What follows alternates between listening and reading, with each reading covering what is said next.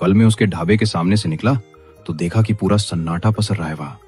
उसी समय अविनाश दूर खड़ा होकर ये सब देख रहा होता है। इस शिवम की किस्मत इतनी अच्छी कैसे हो सकती है? चोरी का इल्जाम लगने के बाद भी लोग इसके ठेले पर जा रहे हैं, और एक मैं हूँ जो ढाबे के रिड्यूसर्स में पसीना बहाता हूँ, फिर भी मालिक की खरी खोटी सुनने को मिलती है।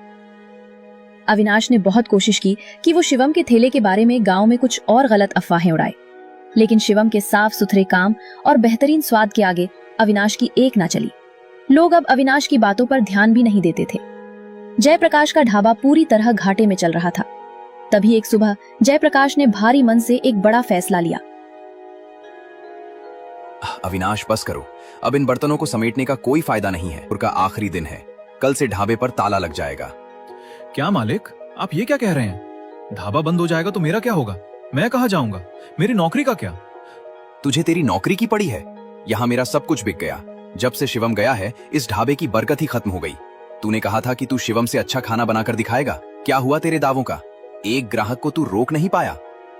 मालिक, वो मैंने तो पूरी कोशिश की थी, पर वो शिवम, उसने कोई जादू कर दिया है गांव वालों पर। चुप कर अविनाश, शिवम जैसा भी था पर उसके हाथों में बरकत थी। वो अपने काम के प्रति ईमानदार था, और तूने सिर्फ बातें बनाई। आज मेरे पास तुझे देने के लिए फूटी कौड़ी भी नहीं है। अपना सामान उठा और यहाँ से निकल जा। मालिक, ऐसा मत कीजिए। इस उम्र में मुझे कौन नौकरी देगा? मैं बर्बाद हो जाऊंगा मालिक। मैं खुद बर्बाद हो चुका हूँ अविनाश। मैं शहर जा रहा हूँ और वहाँ कोई छोटा मोटा काम देखूंगा। तुम अपना रास्ता देख लो।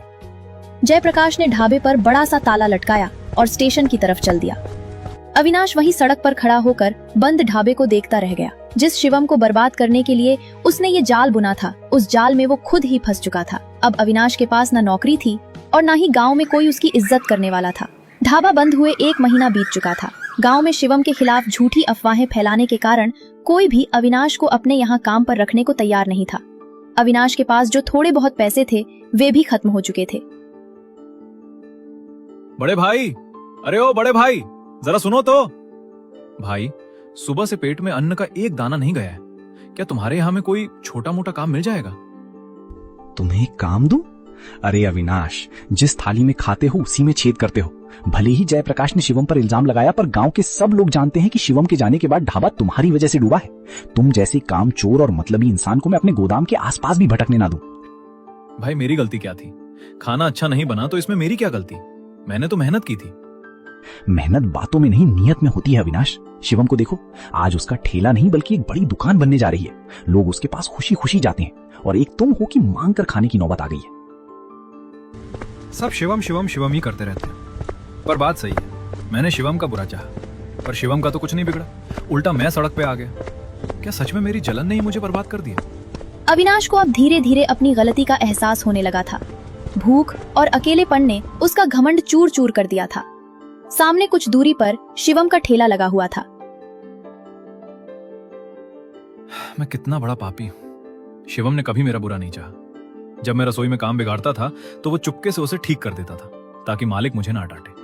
और मैंने चंद रुपयों और अपनी जलन के चक्कर में उस बेकसूर पर चोरी का इल्जाम लगा दिया। तभी शिवम की नजर अविनाश पर पड़ता है। शिवम एक प्लेट में चिकन और नान लेता है, लेकर अविनाश के पास आता है।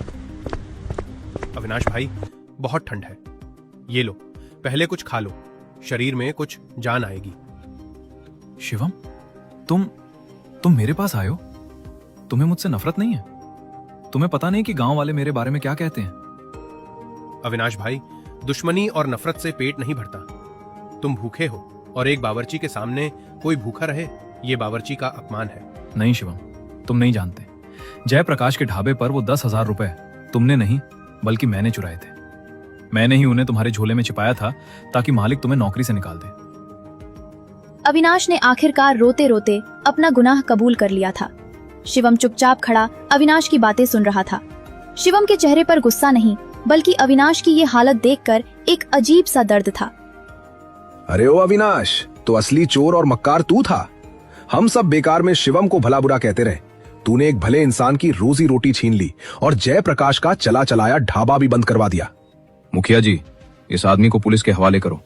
इसने गांव का नाम बदनाम किया है। इसकी वजह से जयप्रकाश भाई को अपना घर बार छोड़कर शहर भागना पड़ा। मुखिया जी, मुझे जो सजा देनी है दे दो। मुझे पुलिस को पकड़वा दो या गांव से निकाल दो, पर सच यही है कि मैंने शिवम भाई के साथ बहुत गलत किया है। ठहरिए मुखिया जी, रुक जाइए। अविनाश भाई को पुलिस के हवाले मत कीजिए।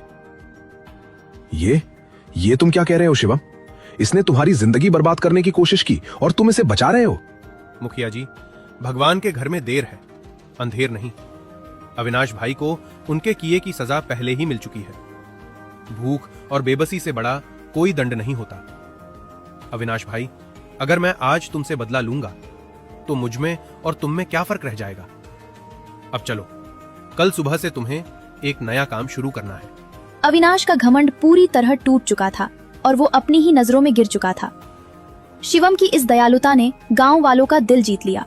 जो शिवम पहले सिर्फ अपने स्वाद के लिए जाना जाता था, आज वो अपनी दरिया दिली के लिए सबका चहेता बन गया। अविनाश की आंखों में अब एक नया बदलाव था। उसने ठान लिया था कि वो अपनी बची हुई जिंदगी शिवम की सेवा और अपनी गलती को सुधारने में लगा देगा।